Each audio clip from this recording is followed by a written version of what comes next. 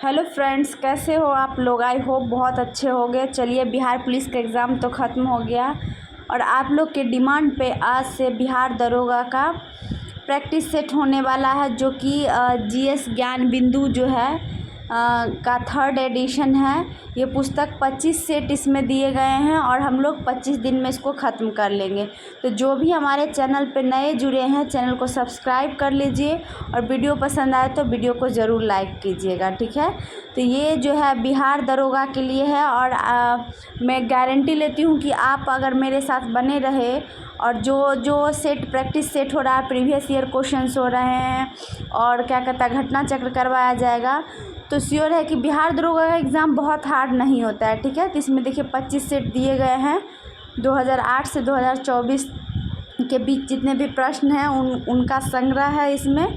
GS, GK, GS, maths, reasoning सभी questions रहेंगे। पहले हम लोग पीटी का क्वेश्चंस देखेंगे, फिर मेंस का देखेंगे, ठीक है। तो चलिए देखते हैं पहला नंबर क्वेश्चंस, ठीक है। करा कीव राजधानी है, तो कीव किसकी राजधानी है? तो राइट आंसर हो जाएगा आपको यूक्रेन की। किसकी राजधानी है कीव? यूक्रेन की है। जितने भी देश हैं उनकी राजधानी आपको याद रहनी चाहिए, ठीक है। कीव किसकी राजधानी है? यूक्रेन राइट आंसर हो जाएगा। चलिए दोस्तों, चलिए बढ़ते हैं। स्वीडन जो है, स्वीडन की राजधानी पूछ रहा है। स्वीडन की राजधानी कहाँ है, ठीक है। तो स्वीडन यूरोप का एक कंट्री है। इसकी जो राजधानी है ये स्टॉकहोम है। कहाँ है? स्टॉकहोम है। बात करें स्विट्ज़रलैंड की, तो स्विट्ज़रलैंड की राजधानी बर्न है। कहाँ है? बर्न। और स्पेन की राजधानी मैड्रिड है।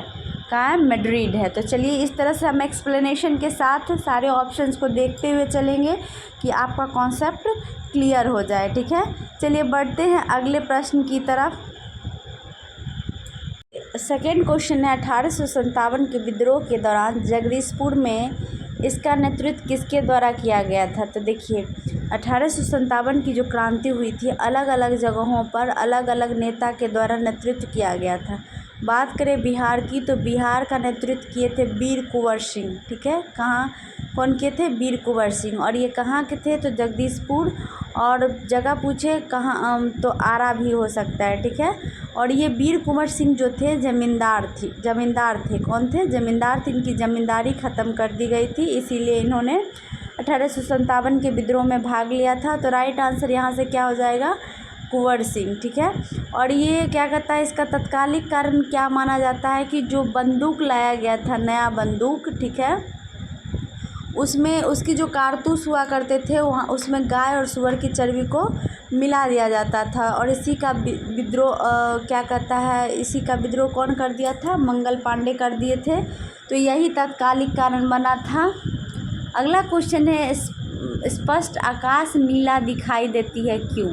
तो आकाश का रंग नीला क्यों दिखाई देता है, ये पूछ रहा है, ठीक है। तो आकाश का नीला रंग इसलिए दिखाई देता है, जो बैगनी कलर होते हैं ना, वो नीला प्रकाश अन्य सभी रंगों की प्रकाश की तुलना में वायुमंडल द्वारा अधिक प्रकीर्णित होते हैं, ठीक है। प्रकीर्णन की क्षमता सबसे ज़्यादा किस कलर में होती है? बैगनी में। प्रकीर्णन मतलब होता है फैल जाना, ठीक है, स्कैटरिंग। तो इसीलिए आकाश का रंग नीला दिखाई देता है। और सबसे कम प्रकीर्णन रेड लाइट में होता है, लाल कलर में होता है। इसीलिए हम इसका प्रयोग सिग्नल के रूप में करते हैं कि ये बिखरेगा नहीं और डायरेक्ट दिखाई देगा, ठीक है। और सबसे ज़्यादा प्रकीर्णन किस में होता है? तो बैगनी कलर में होता है। ये ध्यान रखिएगा, बैगनी कलर में सबसे ज़्यादा प्रकीर्णन होता है और लाल में सबसे कम। अगला प्रश्न है, हिमालय भालू तथा विशाल पांडा किन जातियों का उदाहरण है? तो राइट आंसर हो जाएगा आपको सुमेध जातियाँ। क्या हो जाएगा?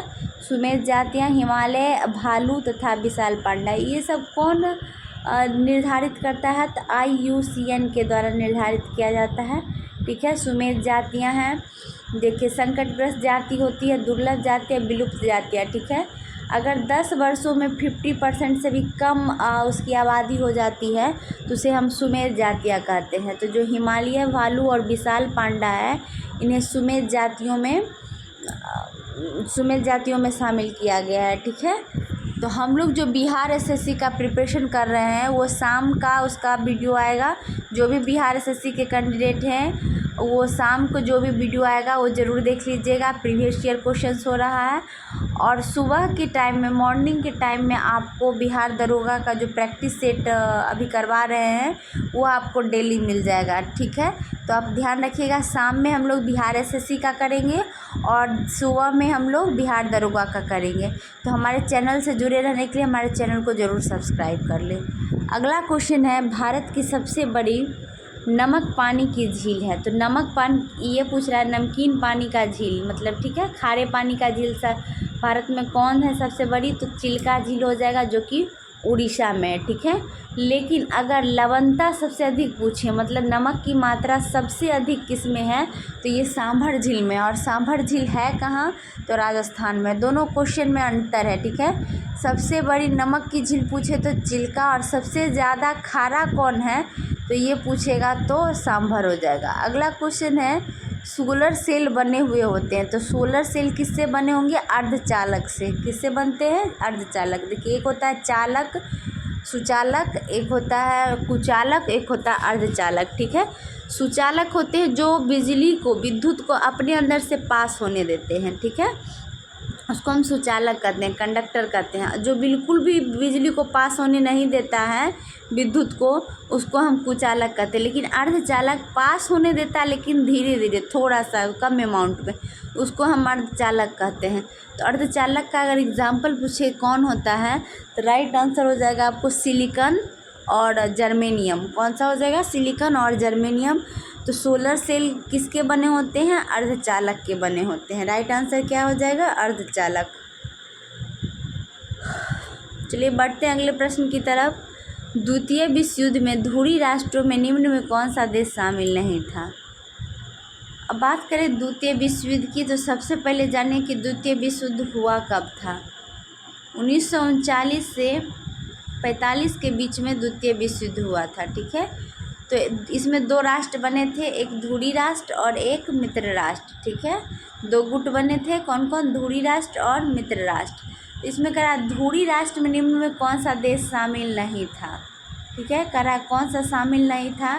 तो देखिए, जब द्वितीय विश्व युद्ध हुआ था जर्मनी और पोलैंड के बीच हुआ था, ठीक है। जर्मनी ने पोलैंड पर आक्रमण कर दिया था, यही उसका कारण बना था, जर्मनी ने कर दिया था। तो जो धुरी राष्ट्र थे और एक क्या था? मित्र राष्ट्र, ठीक है। तो अब देखिए, धुरी राष्ट्र में कौन कौन से आएगा। इसमें आपको आ जाएगा ब्रिटेन, फ्रांस, ठीक है, यूएसए, ये सब धुरी राष्ट्र में आ जाएगा, ठीक है। तो इटली, ब्रिटेन, फ्रांस जो है धुरी राष्ट्र में आ जाएगा। राइट आंसर है कौन सा देश शामिल नहीं था धुरी राष्ट्र में? तो ब्रिटेन राइट आंसर हो जाएगा। अगला क्वेश्चन है, निम्नलिखित देशांतरों में से कौन सा भारतीय मानक समय के लिए संदर्भ के रूप में माना जाता है? तो भारत का जो मानक समय है वो 82 डिग्री पूर्वी देशांतर है। तो राइट आंसर क्या हो जाएगा? 82 डिग्री 30 मिनट, ठीक है, पूर्वी। यह भारत के 5 राज्यों से गुजरती है। ये भी पूछ सकता है कौन कौन राज्य हो जाएगा। इसका एक ट्रिक है, मौका। क्या है? मौका, MOUCA, ठीक है। M से मध्य प्रदेश,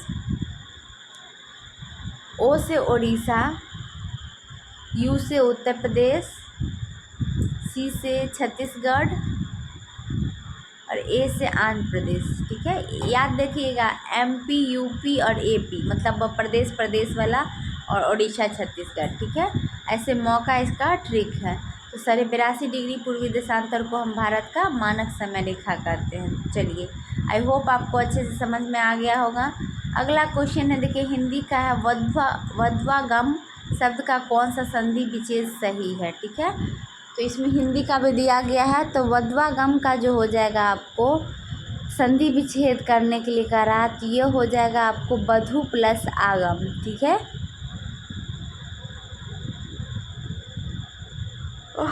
क्या हो जाएगा? वधु प्लस आगम।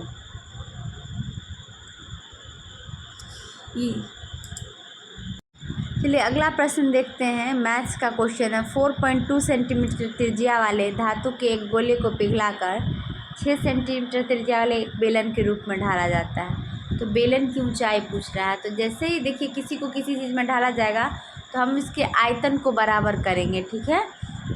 फिगर कोई सा भी हो लेकिन आयतन बराबर होना चाहिए। तो सबसे पहले देखते हैं गोले का आयतन, और क्या कहता है, गोले का त्रिज्या कितना दिया, 4.2 सेंटीमीटर, और बेलन का त्रिज्या आपको 6 सेंटीमीटर दिया हुआ है, ठीक है। तो हम आयतन को बराबर करेंगे, तो गोले का आयतन हो जाता है आपको πr²h, क्या हो जाएगा, πr²h, और बेलन का होता है 4/3 πr³।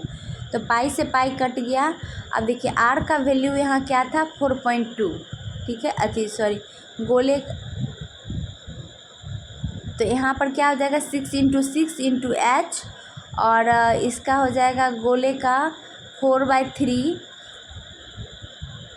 4.2 का क्यूब, ठीक है। तो ऐसे करके हम h निकालेंगे। इक्वेशन को अगर हम सॉल्व करें तो इसका राइट आंसर आपको निकल के आएगा 2.74 सेंटीमीटर, ठीक है। तो राइट आंसर क्या हो जाएगा, 2.74 सेंटीमीटर। बस क्या करना है, इसमें गोले और बेलन का जो है आयतन बराबर करेंगे तो h का वैल्यू निकल जाएगा, ठीक है। चलिए बढ़ते हैं अगले प्रश्न की तरफ।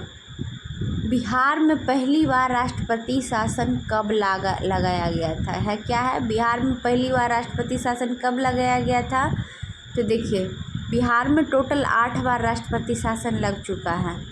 ये बिहार पुलिस में भी क्वेश्चन पूछा गया था। तो पहली बार जो है 1968 में लगाया गया था राष्ट्रपति शासन। टोटल कितनी बार लगा है, 8 बार लगा है। अगर पूछे कि पहली बार जब लगा था उस समय मुख्यमंत्री कौन थे, तो मुख्यमंत्री थे भोला पासवान शास्त्री। कौन थे, बिहार का मुख्यमंत्री उस समय भोला पासवान शास्त्री। ये भी आपका क्वेश्चन बन सकता है, तो इसे भी आप ध्यान में रखते हुए चलिए, ठीक है। तो चलिए, और अंतिम बार कब लगा है, तो 2005 में लगा है, ठीक है। पहली बार 1968 में और अंतिम बार 2005। अगला है प्रधानमंत्री PVTG विकास मिशन डैश के विकास से संबंधित है, करा किसके विकास से संबंधित है। तो राइट आंसर आपको हो जाएगा आदिवासी समूहों के लिए। इसके लिए हो जाएगा आदिवासी समूह के लिए है ये PVTG, और ये शुरू हुआ था 1973 में। कब शुरू हुआ था, 1973 में शुरू हुआ था। और राइट आंसर इसका हो जाएगा आदिवासी समुदाय के लिए ये कार्य करता है प्रधानमंत्री PVTG, ठीक है। जो कि आर्थिक और सामाजिक रूप से पिछड़े आदिवासी हैं उनको मुख्य अर्थव्यवस्था में लाने की कोशिश करता है, मुख्य धारा में लाने की कोशिश किया जाता है। अगला है भारतीय अंतरिक्ष नीति 2023 के अनुसार कौन सी संस्था अंतरिक्ष प्रौद्योगिकियों के अनुसंधान और विकास पर ध्यान केंद्रित करेगी। तो यह हो जाएगा आपको इसरो। इसरो का अगर फुल फॉर्म पूछे तो इंडियन स्पेस रिसर्च ऑर्गेनाइजेशन। कौन हो जाएगा, इंडियन स्पेस रिसर्च ऑर्गेनाइजेशन इसका फुल फॉर्म होता है इसरो का। और यही हमें हमारी जो अंतरिक्ष प्रौद्योगिकी के अनुसंधान और विकास पर ध्यान केंद्रित करती है, ठीक है। कौन सा, इसरो। और इसरो का जो है स्थापना पूछेगा तो 15 अगस्त 1969 को हुआ था। और वर्तमान में इसके जो CEO हैं ये S सोमनाथन है, ठीक है। अगला क्वेश्चन है बास्केटबॉल के मैदान को क्या कहते हैं। तो बास्केटबॉल के मैदान को हम कोर्ट कहते हैं, कोर्ट, ठीक है। क्या कहते हैं, कोर्ट कहते हैं। और पूछेगा बास्केटबॉल में एक टीम में कितने प्लेयर होते हैं, तो 5 प्लेयर होते हैं, ठीक है। कितने होते हैं, 5 प्लेयर होते हैं। तो यहाँ पर राइट आंसर हो जाएगा आपको कोर्ट।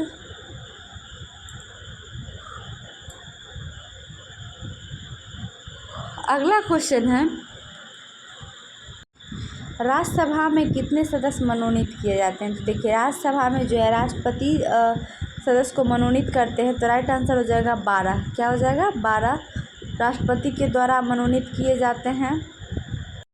तो ये जो है मनोनीत करने का अनुच्छेद किस अनुच्छेद में उल्लेख है, तो 80 के 3 में है, ठीक है।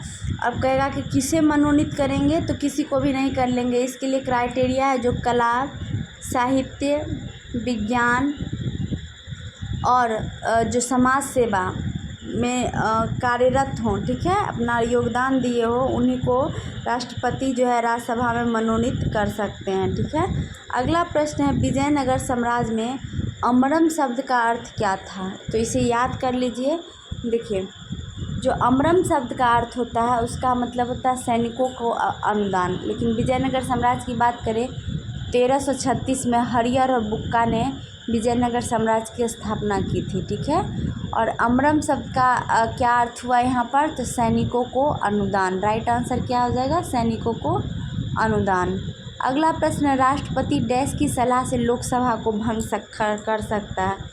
तो जो राष्ट्रपति है प्रधानमंत्री की सलाह से लोकसभा को भंग कर सकता है। ठीक है, तो यहाँ राइट आंसर क्या हो जाएगा, प्रधानमंत्री। देखिए, राष्ट्रपति से 2 सवाल जरूर रहता है बिहार दरोगा में, इसलिए राष्ट्रपति पर जो सेपरेटली वीडियो है एकदम राष्ट्रपति के अनुच्छेद किस अनुच्छेद में क्या वर्णित है, वो वीडियो जाके मेरे पॉलिटी के प्लेलिस्ट में जाके आप देख सकते हैं। ठीक है, वो एकदम अच्छे से ट्रिक के माध्यम से वहाँ पर मैं बता चुकी हूँ, वहाँ आपको याद हो जाएगा। अगला है प्रायद्वीपीय पठार की सर्वोच्च चोटी। तो प्रायद्वीपीय पठार की सर्वोच्च चोटी की बात करें तो दक्षिण भारत की जो सबसे ऊंची चोटी है वो अनाईमुडी है। क्या है, अनाईमुडी है। तो राइट आंसर यहाँ पर हो जाएगा आपको अनाईमुडी। ठीक है, और नीलगिरी की सबसे ऊंची चोटी की बात करें तो वह हो जाएगा आपको डोडा बेटा। कौन हो जाएगा, डोडा बेटा। ऊटी का क्या नाम है पूरा, तो उडग मंडलम ऊटी का नाम है। ठीक है, तो यहाँ पर प्रायद्वीपीय पठार की सर्वोच्च चोटी पूछ रही है तो राइट आंसर अनाईमुडी हो जाएगा। और इसकी ऊंचाई कितनी है, तो 2695 किलोमीटर है। चलिए बढ़ते हैं अगले प्रश्न की तरफ।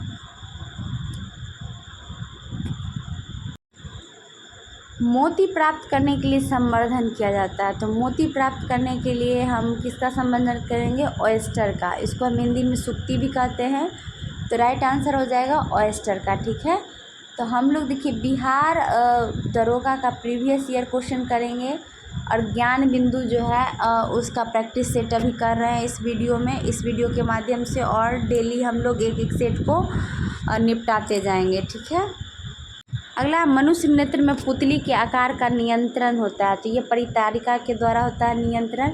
देखिए, ये आँख है और आँख के आगे में तो कॉर्निया होता है, और पीछे की बात करें हम तो पीछे में जो परितारिका होता है वही मनुष्य के नेत्र को के पुतली को क्या करता है, आकार के नियंत्रण करता है कि छोटा होगा या बड़ा, उसी को हम कहते हैं परितारिका। और कहेगा कि अगर नेत्रदान में किसका दान किया जाता है तो यह आपको हो जाएगा कॉर्निया का। ठीक है, किसका करते हैं, कॉर्निया का। अगला क्वेश्चन है, निम्न में केंद्रीय प्रवृत्ति का कौन सा मान सभी अवलोकनों पर आधारित नहीं है। तो देखिए, केंद्रीय प्रवृत्ति का मान कर रहा है तो इसमें 5 हो जाएगा। जो अवलोकनों पर आधारित होता है 5 होता है। ठीक है, एक हो जाएगा आपको माध। ठीक है, एक होता है माधिका। क्या होता है, माधिका। गुणोत्तर माध्य नहीं होगा। ठीक है, इसी को हम जीपी कहते हैं इंग्लिश में। और यहाँ एक है हरात्मक माध और एक होता है आपको बहुलक। ठीक है, 5 होते हैं ना, माध, माधिका, हरात्मक माध्य, बहुलक, और एक होता है ज्यामितीय माध्य। ठीक है, तो यहाँ पर राइट आंसर क्या हो जाएगा, गुणोत्तर माध्य। तो ये सब चीज़ आप ध्यान में रखिएगा, मैथमेटिक्स से रिलेटेड था। अगला, अधिक अपवर्तनांक वाला माध्यम। तो अधिक अपवर्तनांक वाला माध्यम किसको कहेंगे, तो अपवर्तनांक मतलब होता है सघन। ठीक है, दूसरे माध्यम की अपेक्षा प्रकाशित सघन हो, यही राइट आंसर हो जाएगा आपको। ठीक है, जैसे हवा और पानी में कौन सा सघन होगा, पानी हो जाएगा, तो उसका पानी का अपवर्तनांक ज़्यादा हो जाएगा। अगला है, सतलुज तथा काली नदी के मध्य हिमालय जाना जाता है। तो देखिए, हिमालय का 4 कैटेगरी होता है। सतलुज और काली नदी के मध्य का हिमालय पूछ रहा है। तो सबसे पहले देखिए, एक होता है पंजाब हिमालय। ठीक है, क्या होता है, पंजाब हिमालय, उसको हम कश्मीर हिमालय के नाम से भी जानते हैं। देखोगे आपको पंजाब। दूसरा होगा कुमायूं हिमालय। क्या हो गया, कुमायूं हिमालय। फिर तीसरा हो गया नेपाल हिमालय। चौथा हो गया आपको असम हिमालय। ठीक है, ये 4 हिमालय का क्षेत्र है। अब देखिए, इन चारों क्षेत्रों को नदी बांटती है। पंजाब हिमालय को जो बांटेगी वो सिंधु और सतलज के बीच वाले क्षेत्र को हम पंजाब हिमालय कहेंगे। सतलज और काली के बीच को कुमायूं, और काली और तीस्ता के बीच को नेपाल, और तीस्ता और दिहांग के बीच को हम असम हिमालय कहेंगे। तो यहाँ सतलुज और काली पूछ रहा है, तो राइट आंसर आपको हो जाएगा कुमायूं हिमालय। तो ये ध्यान रखिएगा, 4 हिमालय की क्षेत्र हैं, ठीक है, क्षेत्र हैं, और सभी को 2 नदी मिल के बाँटती है। तो यहाँ हो जाएगा कुमायूं हिमालय, सतलुज और काली नदी जो जिसको बाँटती है। अगला, सरकार द्वारा अवरोधों अथवा प्रतिबंधों को हटाना कहलाता है। तो राइट आंसर हो जाएगा उदारीकरण। क्या होगा? उदारीकरण। सरकार जब अवरोध और प्रतिबंध हटा देती है किसी चीज़ को तो वो लिबरलाइजेशन कहलाता है, उदारीकरण कहलाता है।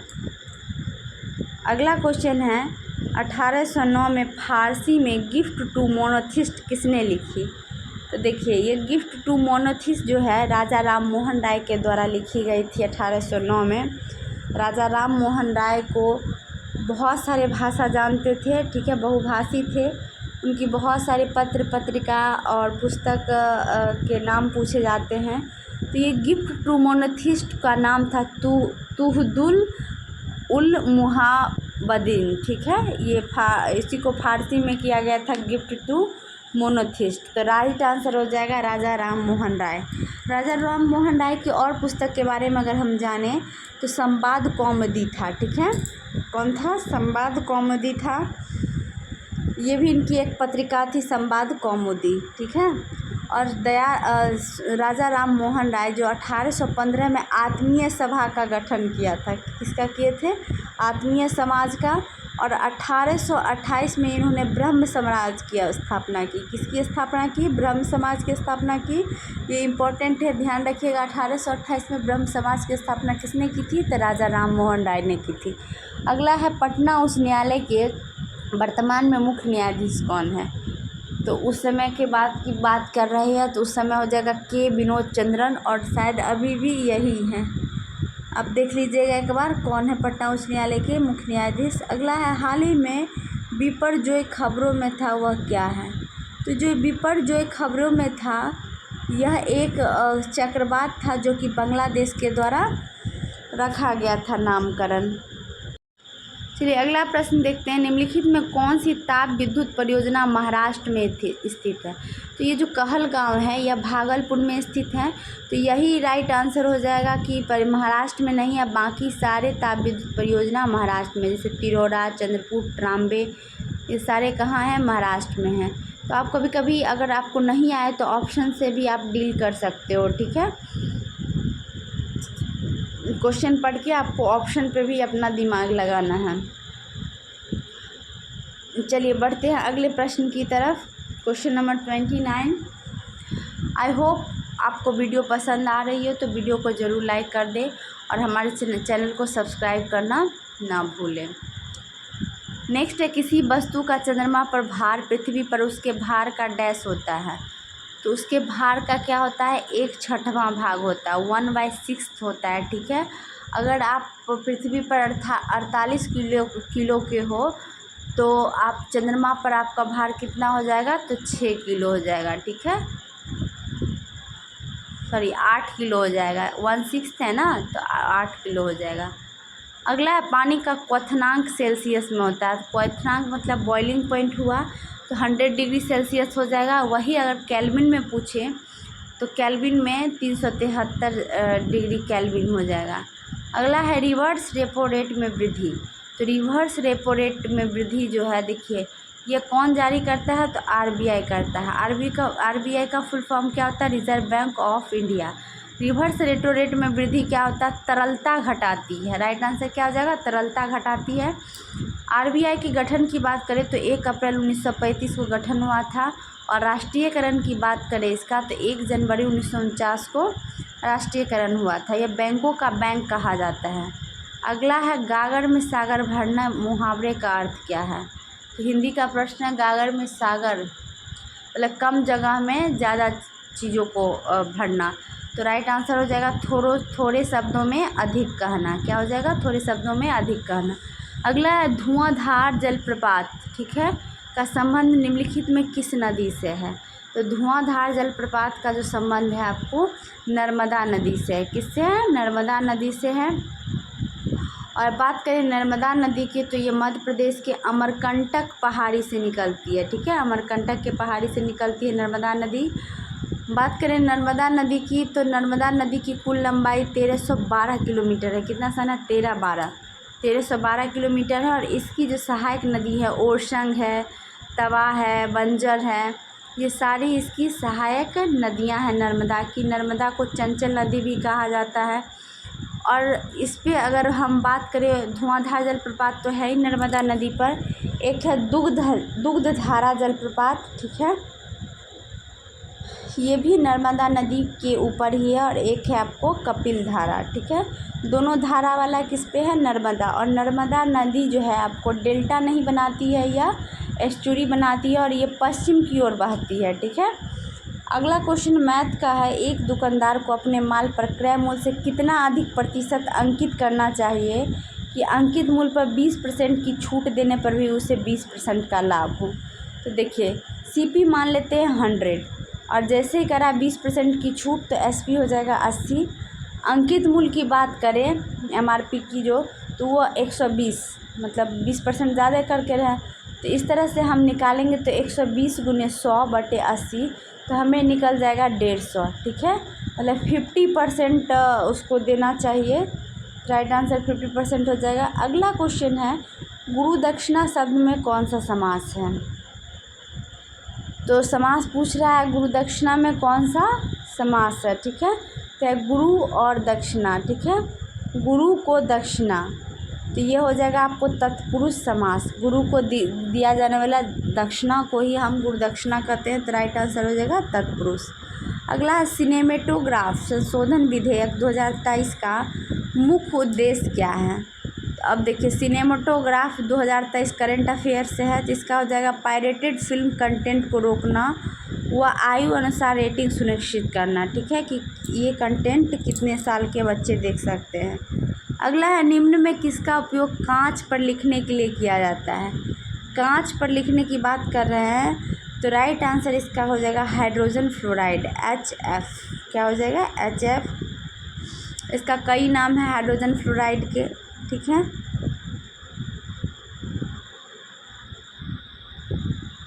तो इस सारे नाम को आप ध्यान रखिएगा, जिसको हाइड्रोजन फ्लोराइड को हम कहते हैं फ्लोरोहाइड्रिड, ठीक है, फ्लोरोहाइड्रिक। इसको हम हाइड्रोफ्लोरो भी कहते हैं, ठीक है, हाइड्रोफ्लोरिक। हाइड्रोजन फ्लोराइड को हम क्या कहते हैं? हाइड्रोफ्लोरिक। अगला है 1915 में भारत लौटने के बाद गांधी जी ने डैश तरह के कपड़े पहनने का निर्णय लिया। तो जो गांधी जी जब 1915 में भारत आए, तो डेट अगर पूछे तो ये 9 जनवरी 1915 को भारत आए थे। 9 जनवरी को इसलिए हम क्या मनाते हैं? भारतीय प्रवासी दिवस मनाते हैं, ठीक है। अब जब वो इंडिया लौटे तो उसने जो निर्णय लिया कपड़ा पहनने का, वो काठियावाड़ी किसान की तरह, ठीक है, गुजरात में एक जगह है काठियावाड़, तो उसके किसान की तरह उन्होंने कपड़े पहनने का निर्णय लिया। अगला क्वेश्चन है निम्न में कौन सा मिश्रण नहीं है?